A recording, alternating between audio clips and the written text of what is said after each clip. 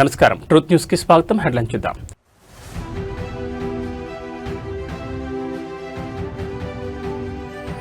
Telangana Delaware మధ్య కుదిరిన స్నేహహస్తం. CM Revanth తో గవర్నర్ మార్క్ మేయర్ భేటీ.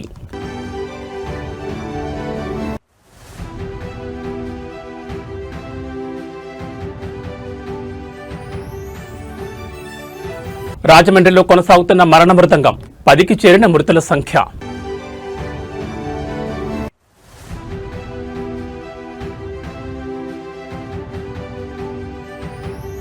సుప్రీంకోర్టు ఆదేశాలతో వేగవంతమైన ప్రక్రియ. అనర్హత పిటిషన్లపై స్పీకర్ వరుస విచారణలు.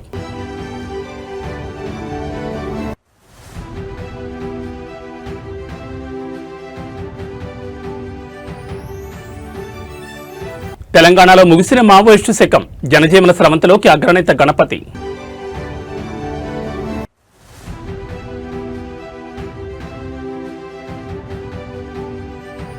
మధ్యప్రాచ్యంలో ఆకాని యుద్ధ జ్వాలలు. ఇరాన్పై 8వ రోజు ఇజ్రాయెల్ అమెరికా ఉమ్మడి దాడులు.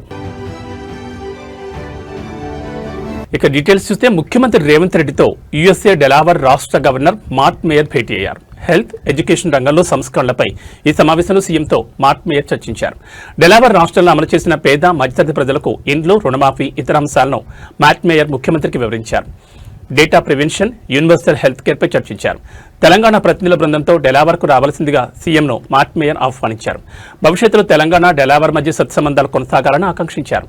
ఈ సమావేశంలో మంత్రి Sridhar Babu, first lady of Delaware Lauren Meyer, ఉన్నతాధికారులు పాల్గొన్నారు.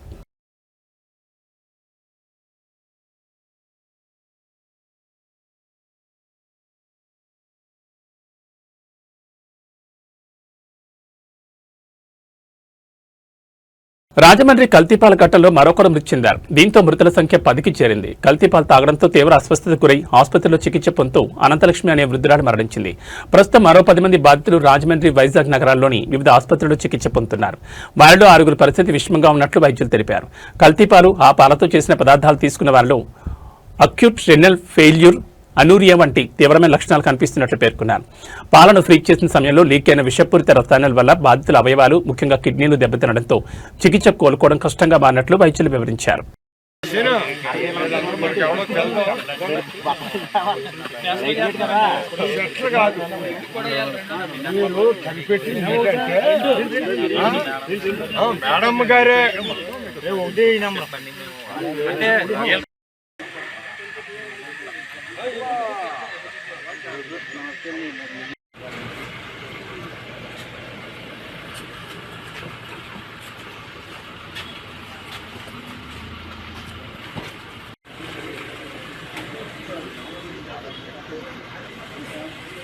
తెలంగాణ స్పీకర్ గడ్డం ప్రసాదరావు ఇవాళ ఎమ్మెల్యే దానం నాగేందర్ అనర్హత పిటిషన్పై విచారించనున్నారు. ఇప్పటికే 10 మంది ఎమ్మెల్యేల అనర్హత పిటిషన్లపై స్పీకర్ విచారణ జరిపారు.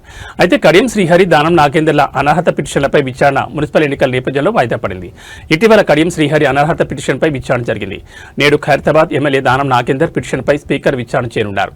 10 మంది బీఆర్ఎస్ ఎమ్మెల్యేలపై అనర్హత పిటిషన్పై విచారించాలని సుప్రీంకోర్టులో ఆ పార్టీ పిటిషన్ వేసింది. సుప్రీంకోర్టు ఆదేశాల మేరకు స్పీకర్ విచారణలో వేగవంతం చేశారు. 10 మంది ఎమ్మెల్యేల్లో ఇప్పటికే స్పీకర్ 8 మంది పార్టీ మారినట్టు ఆధారాలు లభించలేదని తెలిపారు. క్వశ్చన్ కు సంబంధించి మాట్లాడుతా అంటే మీకు మైక్ ఇస్తాను. మీరు ముఖ్యమంత్రిని విమర్శిస్తా అంటే నేను మైక్ ఇవ్వను. ముఖ్యమంత్రిని విమర్శిస్తా అంటే మైక్ ఇవ్వను. ప్లీజ్ ప్లీజ్ మీరు కూర్చోండి. సార్, ఎన్నికలు ఇంకా రావడానికి టైం ఉంది. రేవంత్ రెడ్డిని ఓడగొట్టుడు, గెలిపించుడు కాదు. ముందు మనము మన జరిగినటువంటి తప్పులు తెలుసుకోవాలి. మరి ఏదో స్థామిత లేక మనం చేయకూడదు. ఎందుకంటే గురిగించే కింద ఉన్న మచ్చాగా ఎవరు తెలియదు, అది ప్రాబ్లం ఉంది. అందుకనే ఇప్పుడే కానీ ఒక స్థాయిలో ఉన్న వ్యక్తిని మనము తప్పుగా మాట్లాడితే ఆ స్థాయి ఉన్న వ్యక్తి కూడా కిందికి వచ్చి మాట్లాడాల్సి వస్తుంది.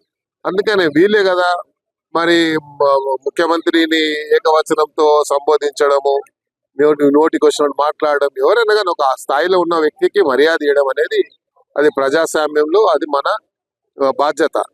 అలా కాకుండా వ్యక్తిగతంగా విమర్శించడం వల్లనే ఇవన్నీ వస్తున్నాయి. కాబట్టి రాజకీయంగా మీరు చేయొచ్చు. ఆయన కూడా, ముఖ్యమంత్రి కూడా ఛాలెంజ్ చేస్తున్నాడు. మేము చేసిన అభివృద్ధి విషయంలో కానీ, మేము ఇచ్చిన మరి పెట్టినటువంటి స్కీమ్స్ మేము జరగలేదు అంటే ఎక్కడైనా సరే ఏ వేదికమైనా ఛాలెంజ్ విసురుతున్నాడు. కాబట్టి ఆ ఛాలెంజ్ కు యాక్సెప్ట్ చేయకుండా మనం ఏకవచనంతో ముఖ్యమంత్రిని తిట్టడం వల్లనే ఇవన్నీ సమస్యలు వస్తున్నాయి. కాబట్టి మీరు అభివృద్ధి విషయంలో ఇచ్చినటువంటి స్కీమ్స్ ఏవైతే గ్యారంటీలు ఇచ్చిండ్రో ఆ గ్యారంటీలు జరగలేదని మీరు అంటారు, జరుగుతున్నాయని మేము చెప్తున్నాం. కాబట్టి జరుగుతున్నాయి ఎక్కడ అనేది మీరు చర్చకు వస్తే చెప్తామని ముఖ్యమంత్రి గారు చెప్పారు, మంత్రులు చెప్తారు. కాబట్టి దాని మీద స్పందిస్తే బాగుంటుంది.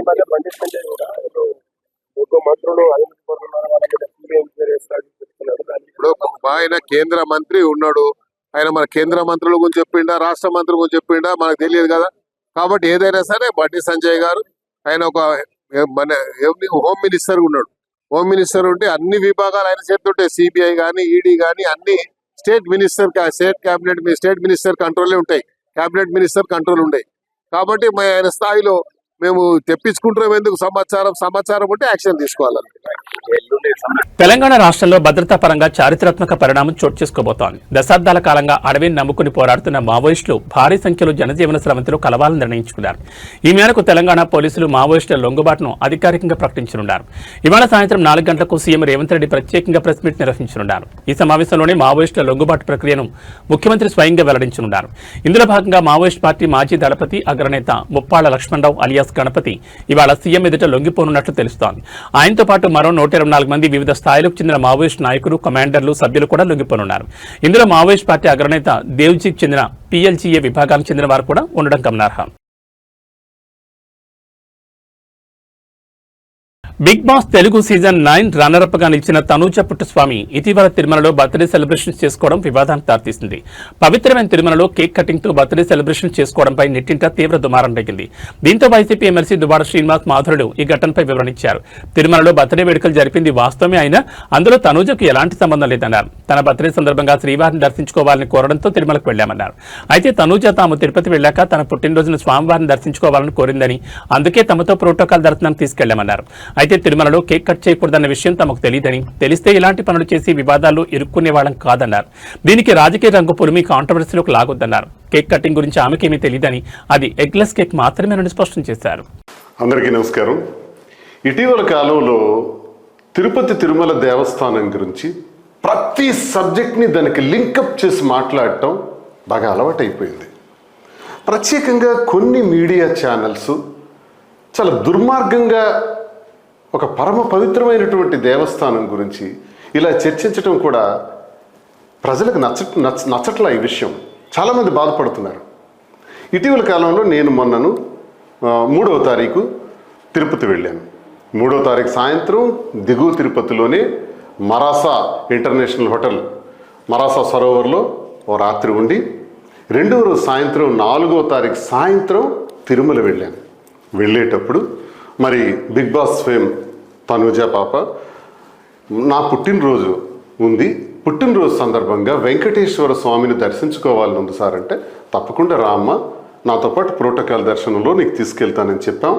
తీసుకెళ్ళాం. మరి ప్రోటోకాల్ దర్శనానికి ముందు ఆ పాప పుట్టినరోజు కాబట్టి సాధారణంగా ఏ భక్తుడైనా ఈ జీవితం ఇచ్చింది ఎవరు? వెంకటేశ్వర స్వామి. వెంకటేశ్వర స్వామితో ఆశీస్సులతోనే ప్రతి జీవితం ఈ భూమి మీద నిలబడి ఉంది, నడుస్తుంది. జీవరాశులే, సకల కోటి జీవరాశులే ఉన్నాయి. మరి అందులో భాగమైనటువంటి మానవ జన్మెత్తినటువంటి మనం వెంకటేశ్వర స్వామి ముందు పుట్టినరోజు చేసుకోవాలి, పుట్టినరోజు నాడు ఆయన దర్శించుకోవాలి స్వామివారిని అని ఏ భక్తుడైనా అనుకుంటాడు కదా. అందులో భాగంగానే తనూజ పాప కూడా అనుకుంది. మరి తను రావటం, దర్శనం చేసుకోవటానికి ముందు పాపం తను వచ్చారు, పుట్టినరోజు ఉందని మాకు తెలీదు. తిరుపతిలో కేక్ మరి కట్ చేయకూడదన్నది. అయినా మేము ఆ కేకుని తీసుకొచ్చాం. ఆ కేకుని తీసుకొచ్చేటప్పుడు అది చూడండి, Nanditha sweet and bakery private limited Tirupati black forest eggless cake, black forest eggless cake అని ఇది 1100 రూపాయలు ఈ కేక్. మేమే ట్రాన్స్ఫర్ చేసాం. ట్రాన్స్ఫర్ చేసి ఈ కేక్ని పైకి తీసుకెళ్ళాం. మరి మేము ఉన్నటువంటి విభవ అనేటటువంటి బ్లాక్లో ఆ రూమ్, మేము ఏదైతే రూమ్లో ఉన్నామో, మరి తనుజాకి ఈ విషయం తెలియదు. మాధురి మరి తన స్నేహితురాలు కాబట్టి తనని కళ్ళు మూసుకుంటా తీసుకొచ్చి ఒక అప్పటికప్పుడే చూపించి నీ పుట్టినరోజు కోసం కేక్ కట్ చేస్తున్నావు అంటే ఆమె కూడా చాలా హ్యాపీ ఫీల్ అయ్యారు. కేక్ ఒక్క 2 నిమిషాలు మాత్రమే కట్ చేసాం. తను ఏదో గిఫ్ట్ సరదాగా పుట్టినరోజు సందర్భంగా ఇవ్వటం జరిగింది. క్లోజ్. మరి దీన్ని తప్పని సులువులు పలువులు చేసి రాత్రి అనక పగలనక మేమేదో ద్రోహం చేసేసినామని. అప్పుడు అలాగే బ్రహ్మోత్సవాల సందర్భంగా అందరూ ఫోటోలు తీసుకుంటున్నట్టు మేము తీసుకుంటున్నాం. మాతోకి వచ్చి కొంతమంది వచ్చి ఫోటోలు తీసుకున్నారు. అందరు చేసిందే మేము చేసాం. దానికి రీల్స్ అని పెట్టారు. రీల్స్ చేయటానికి మేము వెంకటేశ్వర స్వామి భక్తులు. నా మొదటి తలనీలాలు మొదటి ఏడాది నుంచే ఇచ్చామని మా అమ్మ చెప్పింది. ఈ రోజు వరకు కొన్ని వందల సార్లు వెంకటేశ్వర స్వామిని దర్శించుకున్నాను నా జీవితంలో. వెంకటేశ్వర స్వామి దగ్గరికి మేము దర్శనానికి వెళితే కారు ఎక్కిన దగ్గర నుంచి మళ్ళీ రిటర్న్ వచ్చే వరకు చాలా జాగ్రత్తగా ఉంటాం, చాలా బాధ్యతలు తీసుకుంటాం. ఎక్కడ కూడా తినే ఆహారంలో కానీ అన్నింటిలో కూడా జాగ్రత్తలు తీసుకుంటూ దర్శనం చేసుకొచ్చే ఆనవాయితీ మాది. అక్కడ అపచారం చేసే శరీరాలు ఇవి. వెంకటేశ్వర స్వామి ముందు ఆయన పేరు పెట్టుకొని బ్రతికేటటువంటి నేను అపచారానికి అంగీకరిస్తానా? వారి భక్తుడిని కదా, మా ఇంటి ఇలవేల్పు కదా వెంకటేశ్వర స్వామి. ఆ సన్నిధిలో జరుగుతుందా? ఆ రోజు ఇంకోటి కూడా, స్వామి నేత్ర దర్శనం, నిజరూప దర్శనం ఆ రోజు ఉంటుంది 5వ తారీఖున. నిజరూప దర్శనం, నేత్ర దర్శనంలో తిరుపతిలో ఎవ్వరు అబద్ధం ఆడరు, తప్పు చేయరు. కాబట్టి నేను క్లారిటీగా చెప్తున్నాను. ఆ రోజు జరిగిందంతా కూడా తెలియజేస్తున్నాను భక్తులకి, సభ్య సమాజానికి. ఒక 5-6 ఛానల్స్లో దుష్ప్రచారం చేస్తున్నారు. ఆ దుష్ప్రచారానికి మేము క్లారిటీ చెప్పాలి.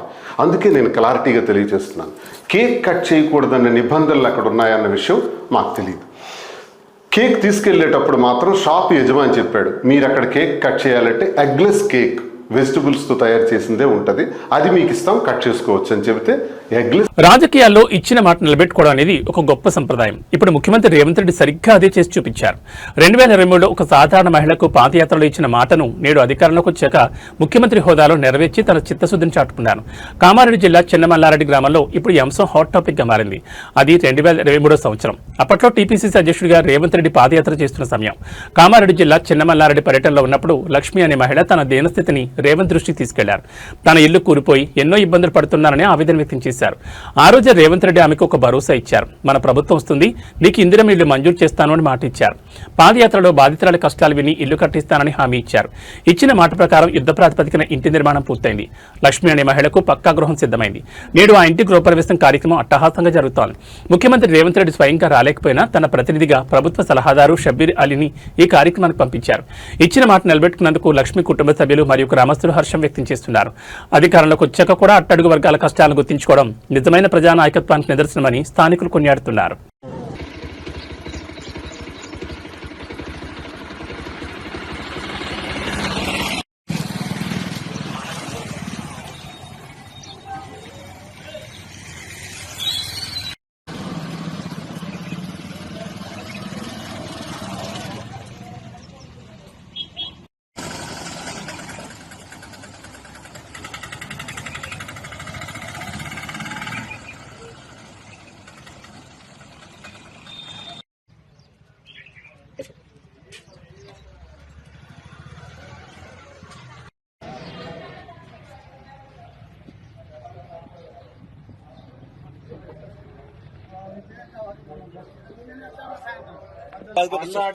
మళ్ళీ మరకలాగానే ఉంటుంది.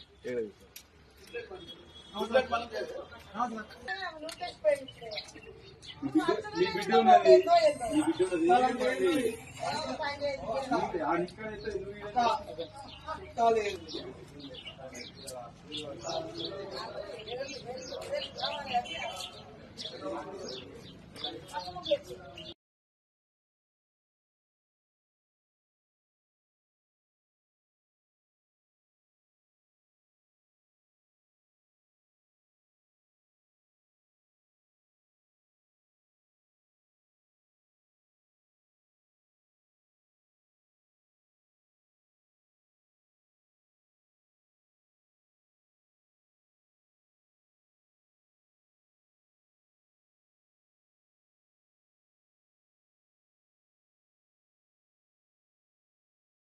ప్రజా యుద్ధన ఒక గద్దర్ పేరుతో తెలంగాణ ప్రభుత్వం గద్దర్ ఫిల్మ్ అవార్డులను అందజేస్తున్న సంగతి తెలిసిందే. ఈ నేపథ్యంలో తాజాగా 2025 ఏడాదికి గాను అవార్డులను జ్యూరీ ప్రకటించింది. ఉత్తమ చిత్రంగా రాజ్ బిట్స్ రాంబాయి, ఉత్తమ నటిగా తెలంగాణ కొత్త కోడలు రష్మిక ఎంపికయ్యారు. మెగాస్టార్ చిరంజీవికి ఎన్టీఆర్ అవార్డు వరించింది. ఏఎన్ఆర్ అవార్డు జయసుకు దక్కింది. Kantharao award R Narayanamurthy, BN Reddy award Singeetham Srinivasarao, Paidi Jayaraj award Kamal Haasan కు వరించగా సినారే అవార్డు సుద్దాల అశోక్ తేజ్, రఘుపతి వెంకయ్య అవార్డుకు రమేష్ ప్రసాద్ ని ఎంపిక చేశారు. అంతకుముందు జ్యూరీ 2025 సంవత్సరానికి గాను తుది జాబితాను జ్యూరీ సభ్యులు తెలంగాణ డిప్యూటీ సీఎం భట్టి విక్రమార్క అందజేశారు. ప్రజాభవన్లో Telangana film development corporation chairman Dil Raju, నటుడు తనికెళ్ల భరణి, రోజారమణి, మణిశర్మ, ప్రగతి తదితరులు భట్టితో భేటీ అయ్యారు. అవార్డుల ఎంపిక ప్రక్రియ, వేడుక నిర్వహణపై వారు చర్చించారు. అనంతరం జ్యూరీ చైర్మన్ మణిశర్మ ఆధ్వర్యంలో విజేతల జాబితాను అధికారికంగా వెల్లడించారు.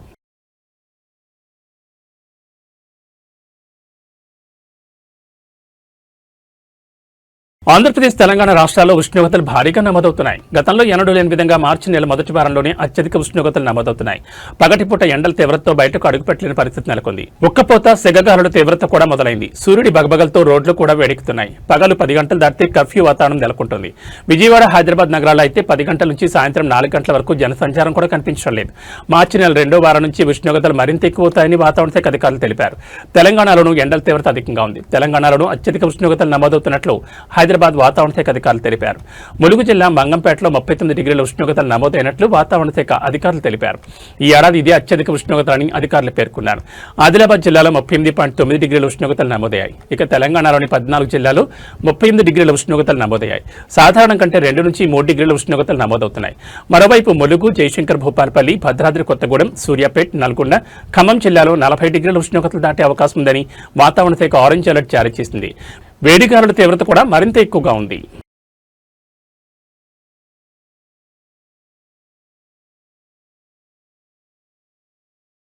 కళ్యాణదుర్గం పట్టణంలో అర్ధరాత్రి వేళ ఒక్కసారిగా భారీ శబ్దం చోటు చేసుకుంది. ఏం జరుగుతుందో అర్థమయ్యేలోపు అక్కడ దృశ్యాలు చూసి స్థానికులు హతాశులయ్యారు. ఒక మైనర్ బాలుడు స్టీరింగ్ పట్టుకుంటే ఆ వేగం ఏ స్థాయి వినాశనానికి దారితీస్తుందో చెప్పడానికి ఈ ఘటన నిదర్శనం. అనంతపురం జిల్లా కళ్యాణదుర్గం పట్టణంలోని దొడగట్ట రోడ్లో అర్ధరాత్రి పెను ప్రమాదం సంభవించింది. నిద్రలో ఉన్న జనం ఒక్కసారిగా ఉలిక్కిపడ్డారు. మితిమీరిన వేగంతో దూసుకొచ్చిన ఒక కారు నియంత్రణ కోల్పోయి నేరుగా retired social welfare DD Satyanarayana ఇంట్లోకి దూసుకెళ్లింది.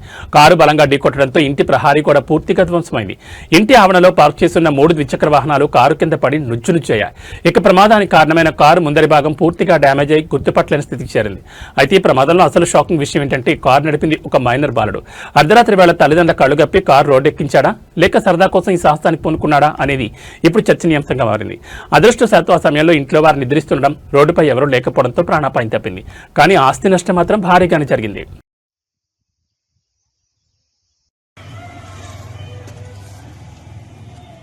ఏమైంది అంకుల్? రాత్రి నా గ్రామార్ స్కూల్లో చదివే పిల్లగాడు డ్రైవింగ్ చేసుకొని ఆ ఇంటికి కుదిరినట్టు.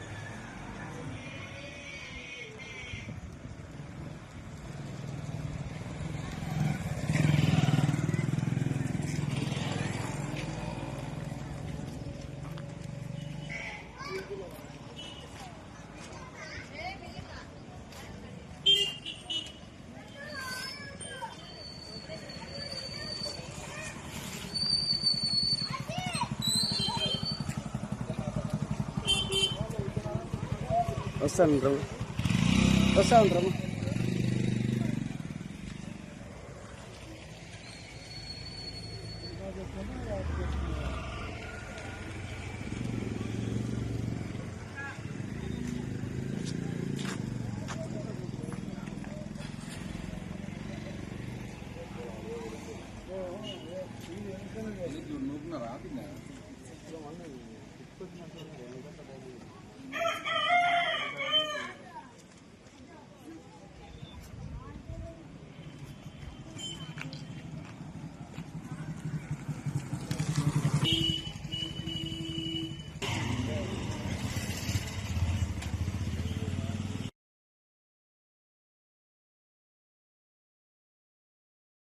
భక్తిభావంతో పులకించిపోయింది కాకినాడ రూరల్. అయోధ్యలో బాలరాముడి విగ్రహం ఏ స్థాయిలో దేశ ప్రజలను మంత్రముగ్ధులు చేసిందో ఇప్పుడు అదే తరహాలో వారాహిమాత విగ్రహం భక్తులకు దర్శనమిస్తోంది. కాకినాడ రూరల్ మండలం కరపలో శ్రీ వారాహిమాత అమ్మవారి విగ్రహ ప్రతిష్టాపన మహోత్సవం అత్యంత వైభవంగా జరిగింది. ఆధ్యాత్మికతకు నిలయమైన కాశీక్షేత్రంలో వారాహి అమ్మవారు ఎలా ఉంటారో సరిగ్గా అదే ప్రతిరూపాన్ని కరప గ్రామంలో ఆవిష్కరించారు. జనసేన సీనియర్ నాయకుడు చిక్కాల దొరబాబు ఈ మహత్కార్యానికి శ్రీకారం చుట్టారు. అయోధ్య బాలరాముడి విగ్రహంలో కనిపించే ఆ నీలి ఛాయ దివ్యత్వం ముట్టిపడేలా ఈ వారాహిమాత విగ్రహాన్ని రూపొందించడం విశేషం. ఈ కార్యక్రమానికి భక్తులు భారీగా తరలివచ్చారు. చిక్కాల దొరబాబు ఆధ్వర్యంలో జరిగిన ఈ కర్తూలో అమ్మవారిని దర్శించుకునేందుకు పరిసర గ్రామాల ప్రజలు పోటీపడ్డారు. శత్రువులను హరించే వారాహిమాత ప్రతిష్టతో గ్రామంలో శాంతి సౌభాగ్యాలు నెలకొంటాయని భక్తులు విశ్వసిస్తున్నారు. మొత్తానికి రాజకీయాలతో పాటు ఆధ్యాత్మిక కార్యక్రమాల్లోనూ చురుగ్గా పాల్గొంటూ కడపలో ఒక అద్భుత ఆధ్యాత్మిక ఘట్టాన్ని చిక్కాల దొరబాబు ఆవిష్కరించారు. భవిష్యత్తులో ఈ ఆలయం ప్రముఖ పుణ్యక్షేత్రంగా మారుతుందని స్థానికులు ఆశాభావం వ్యక్తం చేస్తున్నారు.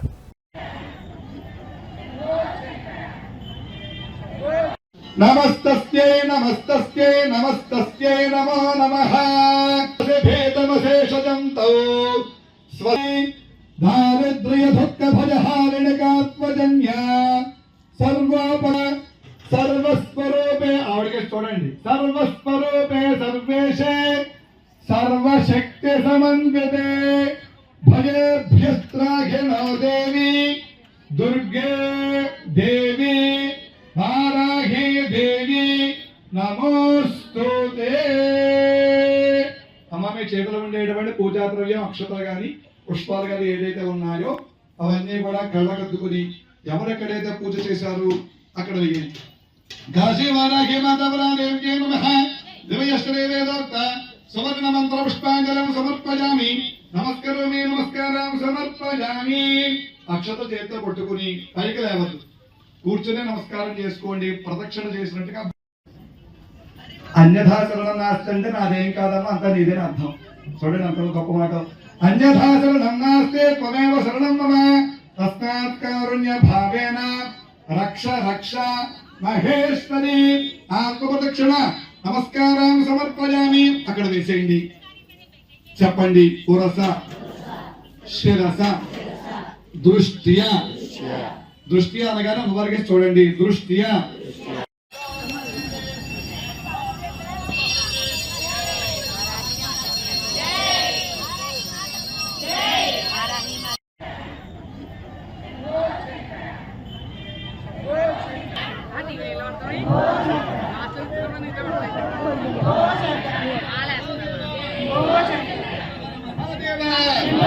కాశీ వారాహి మాతాకి కాశీ వారాహి మాతాకి. అమ్మ అందరూ కూడా కళగట్టుకున్నారమ్మా. అందరూ కూడా ఒక పుష్పం. ఓం రాజాధిరాజాయ ప్రసహన్య సాఘినే నమో వజం వై. ఎందుకమ్మ పిల్లాడి గురించా? ఓకే. నమో వజం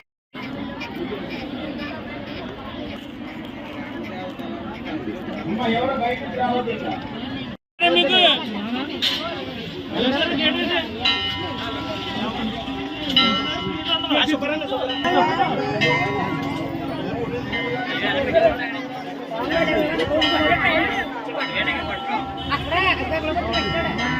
అమ్మ పక్కన ఒకసారి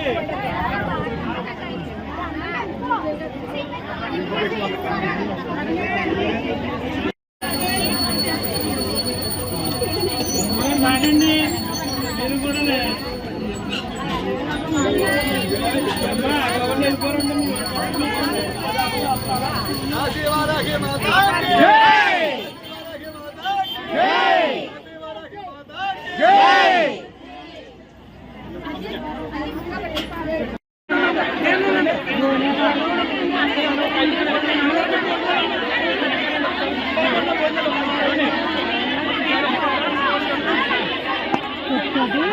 ఇరాన్ సైనిక సామర్థ్యాలను పూర్తిగా నిర్వీర్యం చేసేందుకు ఇజ్రాయెల్, అమెరికాలు వరుసగా 8వ రోజు దాడులు జరుపుతున్నాయి.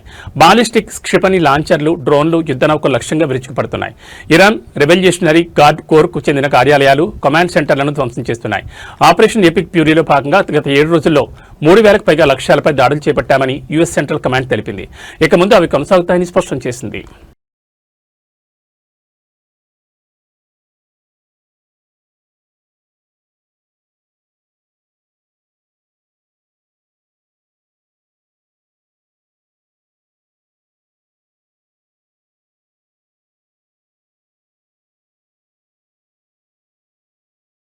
యుద్ధం జరుగుతున్న నేపథ్యంలో సామాన్యులకు ఊహించని షాక్ తగిలింది. సిలిండర్ ధరలు భారీగా పెరిగిపోయాయి. వంట గ్యాస్, కమర్షియల్ ఎల్పీజీ సిలిండర్ ధరలను కేంద్ర ప్రభుత్వమే భారీగా పెంచేసింది. ఈ మేరకు అర్ధరాత్రి నిర్ణయం తీసుకుంది. కేంద్ర ప్రభుత్వం తాజాగా పెంచిన ధరల ప్రకారం 14.2 కిలోల వంట గ్యాస్ సిలిండర్ ధరపై 60 రూపాయలు పెరిగింది. 19 కిలోల కమర్షియల్ సిలిండర్పై ఏకంగా 115 రూపాయలు పెంచింది కేంద్రం. ఈ కొత్త ధరలు నేటి నుంచి అమల్లోకి వస్తాయని సంచలన ప్రకటన చేసింది. ఈ లెక్క ప్రకారం హైదరాబాద్లో 14.2 కేజీల డొమెస్టిక్ సిలిండర్ ధర 905 నుంచి 965 రూపాయలకు చేరింది. అటు 19 కేజీల కమర్షియల్ సిలిండర్ ధర రూపాయల నుంచి 2076కు చేరింది. అయితే ఉజ్వల్ పథకం కింద అందించే సిలిండర్ ధరలో ఎలాంటి మార్పు లేదని సర్కార్ క్లారిటీ ఇచ్చింది. మిడిల్ ఈస్ట్ దేశాలలో యుద్ధ వాతావరణం నేపథ్యంలో వంట గ్యాస్ ధరలు పెరిగినట్లు తెలుస్తోంది. వంట గ్యాస్ను కాస్త అదుపులో వినియోగించుకోవాలని కూడా నిపుణులు సూచిస్తున్నారు.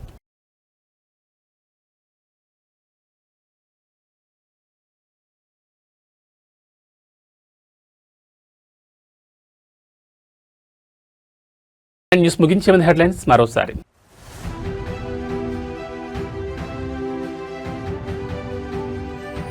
తెలంగాణ డెలావర్ మధ్య కుదిరిన స్నేహహస్తం. సీఎం రేవంత్తో గవర్నర్ మార్ట్ మేయర్ భేటీ.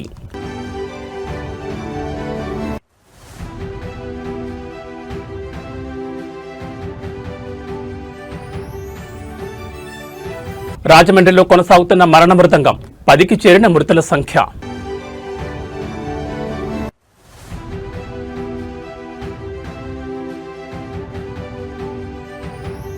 సుప్రీంకోర్టు ఆదేశాలతో వేగవంతమైన ప్రక్రియ. అనర్హత పిటిషన్లపై స్పీకర్ వరుస విచారణలో.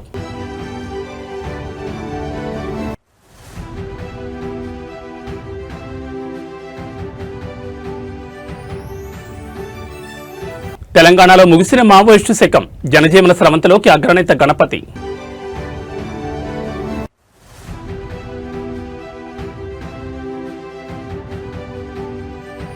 మధ్యప్రాచ్యంలో ఆగాని యుద్ధ జ్వాలలు. ఇరాన్పై 8వ రోజు ఇజ్రాయెల్ అమెరికా ఉమ్మడి దాడులు. ఏబీ బులెటిన్ విశేషాలు.